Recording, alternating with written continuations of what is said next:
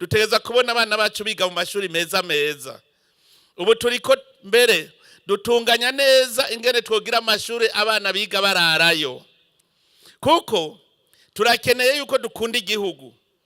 Gukunda igihugu si gukunda ikomine yawe gusa. Aho uri muri komine Karusi utegeza kumva ko komine Cankuzo ari wanyu, ukumva yuko muri komine Nyanza ari wanyu, ukumva yuko komine Kirundo ari wanyu, ukumva yuko komine Cibitoki ari wanyu. Kugira uze wumve ko ari wanyu rero mutegeza kubana n'abaho. None muzobana gute? Dushaka kugwaruka rutangura kuja mu mashure amwe y'indaro, ku buryo niyaba yiga ngahi Karusi azosanga yigana n'umwana yavuye i Nyanza, agasanga yigana n'umwana yavuye hariya mu Ruyigi. Gutyo muca mukundana, n'igihugu cugikunda niho uzomenya ko turabavukanye twese. Rero twararavye, nagira mbwira Abagwizatunga bari ngaha, dusanga ico gikorwa tuteza kugikora twese turi kumwe. Umugwizatunga arashobora kuja kubwira umuyobozi w'ishure ati jewe ngomba kubaka uburaro bw'abanyeshure be n'uburiro, kugira ngo bazofungura ntibafungura ku buntu birumvikana, bazoryama ntibaryama ku buntu birumvikana. Uwo mugwizatunga ajya amahera barishe nawe aba ariyo yiri hamwe mu vyo yubatse.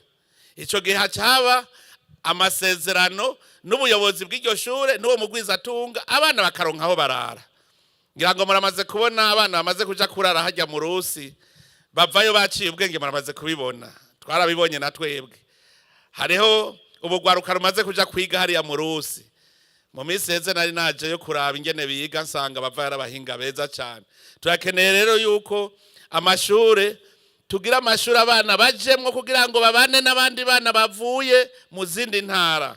Turakeneye ko twubaka amashuri y'ubuhinga. Kare twebwe bari baratwigishije ngo wize ngo ucutera imbere, ntibige bavuga ngo wize uzokora iki utera imbere, bavuga gusa ngo wize ngo bateye imbere. Hari n'umuntu yaronka diplome uyu munsi bagaca mwita umukire.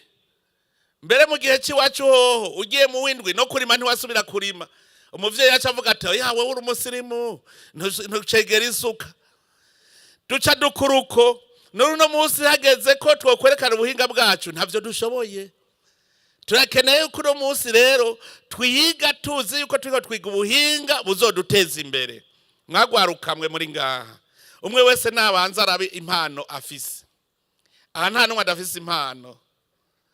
Ubonye impano yawe ihagaze nko kuzoba umwubatsi, uca umenya uti ngira nige ibi nivyo bizotuma mbo mu engineer mwiza zikubaka. Usaze impano yawe uzoba umuganga, uca umenya ivyo uzokwiga uti jewe ngira nige ubuganga kuko ndumva ko impano mfise ari y'ubuganga. Uwundi arafise impano yo mu burimyi, kuko tudahinguye ibi biri kw'isi ntimuze buvuye ngo muriko muriga. Iga mwiga ubuhinga bwo kuzohingura ibi biri kw'isi, nivyo bizoduteza imbere. Ariko kera batwigisha nabi ngo ni wige ngo uzoca utera imbere. Wewe ugapfa kubona ngo ufise diplome ngo utera imbere. Utera imbere gute ataco wakoze? Abigisha niba wewe ufise impano yo kwigisha, wigisha ubuhinga. Muga kuvuga ngo ngiye kwigisha utigisha ubuhinga, nta nakimwe wigishije. Umwigisha niyigishe abona ati ahuye n'umuntu ariko arakora ikintu ngo ngo burya buhinga bwavuye muri jewe, umwarimu aca yumva yihaye agateka uwe nyene. Turakeneye rero ko ubu twiga ico tuzokora. Mu Gaswahili bavuga ngo nasoma ili niwe boss.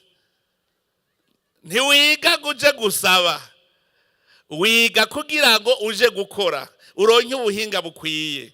Kuko izo nyigisho za kera umuntu ahejeje amashuri yaca yicarira ngo none ko bavuze ko ntegezwa kuba nteye imbere. None nteye imbere gute? Nibajye bacaza kuvuga ngo leta ngo mpa akazi. Leta n'umu entrepreneur wahitwa ngo iki? Ngo leta n'umugwizatunga. Je naho ndigira none jewe nije serukira ico gihugu. Abantu nca numva ngo mpa akazi, ntije bakazi fise ntihitamo uja gukora ikarusi, canke ntugende Igitega, nicanye ugende mu Ruyigi. Nta nufise itongo niko kazi mfise, cyakazi mfise nako kurima no korora.